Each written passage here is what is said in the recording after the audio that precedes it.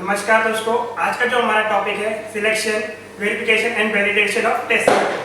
ISO 17025 की clause 7.2 में selection, verification और वैलिडेशन के बारे में बताया गया है। इसमें हमारा पहला बिंदु है selection of method. Selection of method का आधार हमारा स्कोप, रेंज ऑफ टेस्टिंग, मुख्य संसाधन उपलब्ध रूप से है, जिसके आधार पर हम मेथड सिलेक्ट करते हैं। जैसे पानी में कैल्शियम की मात्रा ज्ञात करने के लिए टाइट्रोमेट्रिक टेस्ट उपयुक्त है, वहीं ब्लड में कैल्शियम की मात्रा ज्ञात करने के लिए जो कि पीपीवी लेवल की होती है उसके लिए एस मेथड उपयुक्त होगी। अब हमारी जो मेथड है वो दो टाइप की होती है, पहली स्टैंडर्ड मेथड और दूसरी नॉन स्टैंडर्ड मेथड या laboratory develop method. Standard method वो होती है जो पब्लिश रेगुलेटरी बॉडीज द्वारा प्रकाशित हुई होती है, जैसे BIS, APHA या जो अंतरराष्ट्रीय शोध पेपर में प्रकाशित होती है या जो पहले से वैलिडेट होती है। स्टैंडर्ड मेथड जो कि पहले से वैलिडेट होती है, वैलिडेशन के पूर्व इसका वेरिफिकेशन करना आवश्यक होता है। स्टैंडर्ड मेथड को उपयोग में लाने से पहले हमें यह देखना है, यह सुनिश्चित करना है कि यह मेथड प्रयोगशाला में नियत मिनिमम डिटेक्शन लेवल एवं मैक्सिमम डिटेक्शन लेवल को हमारी परिस्थिति के अनुसार दर्शा पा रही है नहीं, इसके लिए वेरिफिकेशन आवश्यक है। और जो दूसरी मेथड है हमारी non standard method, publish method के अलावा जितनी भी मेथड होती है वो नॉन स्टैंडर्ड मेथड कहलाती है। इसके उपयोग से पहले इसका वेरिफिकेशन आवश्यक होता है।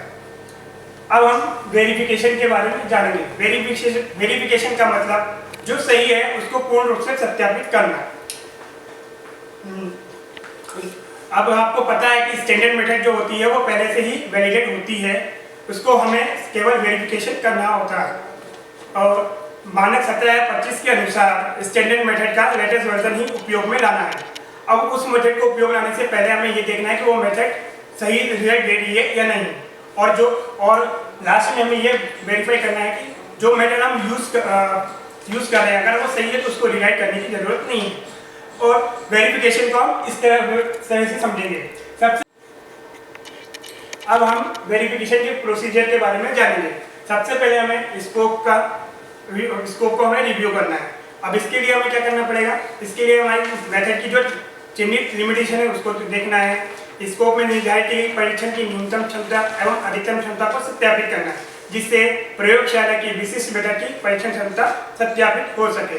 जैसे क्लोराइड परीक्षण में BIS की अर्जेंटोमेट्रिक परीक्षण विधि में क्लोराइड की न्यूनतम मात्रा 0.15 से 10 मिलीग्राम दर्शाई गई है।